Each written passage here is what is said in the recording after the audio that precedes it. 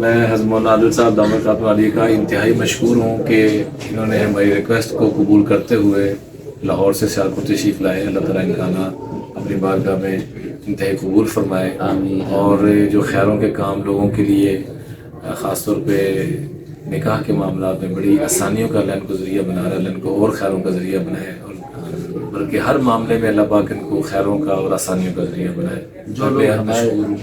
جو لوگ ہمارا تعاون کرتے ہیں ان کے لیے دعائیں جملے کے ساتھ. جو بھی حضرت کے کار خیر میں معاونت کر رہے ہیں اللہ تعالیٰ ان کو بھی بہت بہت جزائے خیر عطا فرمائے. وتعاونوا علی البر والتقویٰ، نیکی اور تقویٰ کے کاموں میں معاونت کرنا، حیا کے کاموں میں معاونت کرنا، یہ بہت بڑی سعادت کی. لوگوں کو گناہوں سے بچانا، لوگوں کو حرام سے بچانا اور اس میں معاونت کرنا.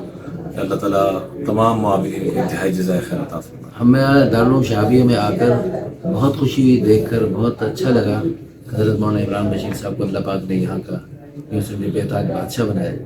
پورا سیالکوٹ عمدہ ہوا تھا اور ماشاءاللہ علماء اور جو ہے عوام اور خواص سب حضرات ماشاءاللہ بڑے ذوق و شوق سے تشریف لائے. ماشاءاللہ، اللہم مزید فضل.